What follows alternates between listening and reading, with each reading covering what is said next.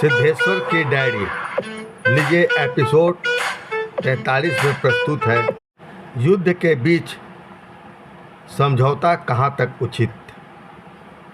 एक तरफ लोग देश को युद्ध में झोंकना चाहते हैं तो दूसरी तरफ युद्ध के क्या खतरनाक परिणाम होते हैं देश ही नहीं पूरे विश्व में इस बात पर भी दलील देते हैं।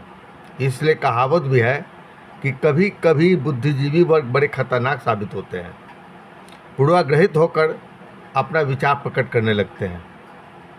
ऐसे समय में बुद्धिमान सरकार को अपनी विवेकशीलता से काम लेनी चाहिए।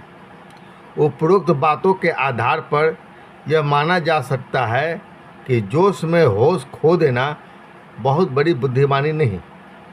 हम इस जोश में सिर्फ पाकिस्तान खत्म करने से पूरी लड़ाई नहीं जीत सकते, क्योंकि पाकिस्तान से लड़ाई भड़काने वाले हमारे आसपास के दुश्मन इसका फ़ायदा उठाने से नहीं चूकेंगे, यह भी सच है।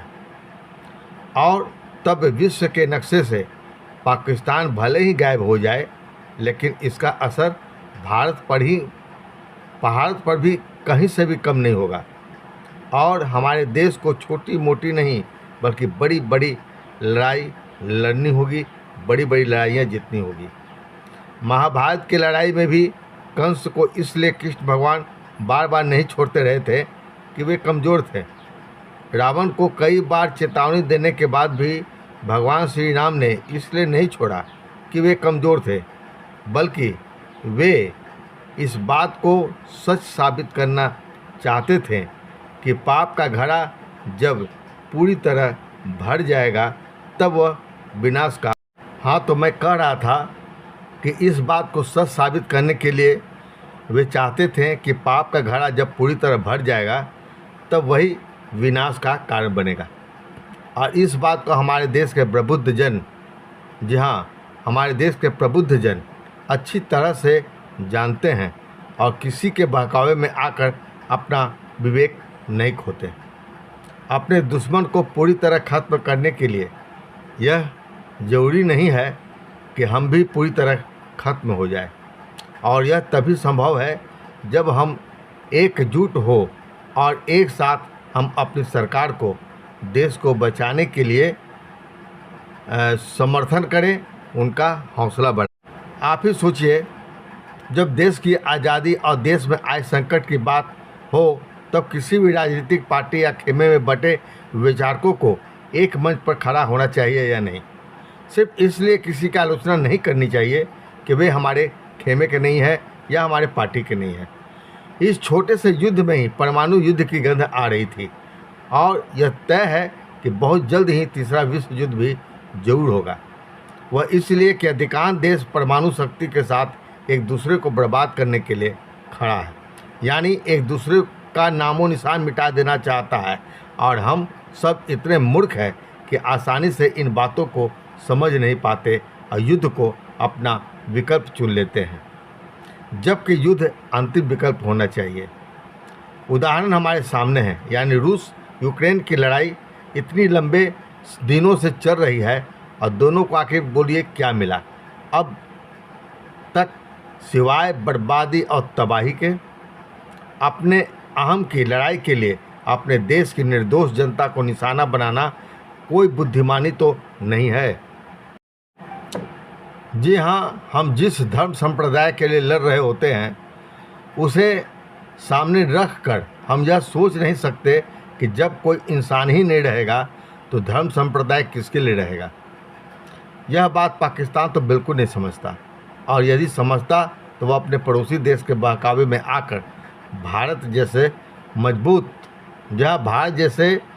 मजबूत देश के साथ वह लड़ने की कोशिश कभी नहीं करता। भारत जैसे मजबूत राष्ट्र से कभी नहीं टकराता और धर्म और संप्रदाय के नाम पर आतंक कभी फैलाने की कोशिश नहीं करता। निश्चित तौर पर पाकिस्तान को अपने इस रवैये से निजात पाना होगा और भारत को दोस्त समझना होगा, क्योंकि हमारा देश भारत कभी उसके साथ दुश्मन जैसा व्यवहार नहीं किया है जो वह दुश्मन समझे। जब उसने लड़ाई के लिए ललकारा है तब भी हमें उसका जवाब भी दिया है। कुछ कमजोरियां हमारी भी है। पाकिस्तान का हर नागरिक समझता है कि हम पहले पाकिस्तानी है, फिर हमारा कोई मज़हब है। पाकिस्तान का हिंदू भी खुद को पाकिस्तानी समझता है, लेकिन दुर्भाग्य है कि हमारे देश में अधिकांश नागरिक सबसे पहले अपने धर्म को आगे रखता है, संप्रदाय को आगे रखता है और तब खुद को हिंदुस्तानी समझता है। यही कारण है कि अधिकांश हिंदुस्तानियों में भी एक मत की भावना नहीं है। हर जाति, हर धर्म के लोग अपने अपने टुकड़ों में देखते हैं खुद को। इनमें से कुछ विशेष समुदाय के लोग होते हैं जो खुद को पहले विशेष समुदाय के समझते हैं, इसके बाद हिंदुस्तानी समझते हैं, जबकि हिंदुस्तान लोग खुद को पहले हिंदुस्तानी समझते हैं। और ऐसे में संप्रदाय विशेष को भी पहले यही समझना चाहिए कि हम पहले हिंदुस्तानी है, उसके बाद हमारा धर्म है।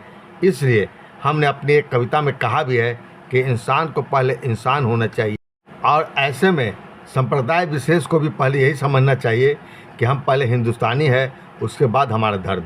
इसलिए हमने अपनी एक कविता में कहा भी है कि इंसान को पहले इंसान होना चाहिए, फिर कोई धर्म या ईमान होना चाहिए। इंसान को पहले इंसान होना चाहिए, फिर कोई धर्म या ईमान होना चाहिए। मिटा सके दिल से ईर्ष्या द्वेष नफरत, पूजने के लिए ऐसा भगवान होना चाहिए। मिटा सके दिल से ईर्ष्या द्वेष नफरत, पूजने के लिए ऐसा भगवान होना चाहिए। अभी समय है कि हम संभल जाए, पूरे देश के लोग पहले हिंदुस्तानी बन जाए, क्योंकि पूरा विश्व ही युद्ध के संकट में है। यह तीसरा विश्व युद्ध बहुत जल्दी ना हो, इसके लिए हम सबको निश्चित तौर पर संभल जाना चाहिए। आपका सिद्धेश्वर।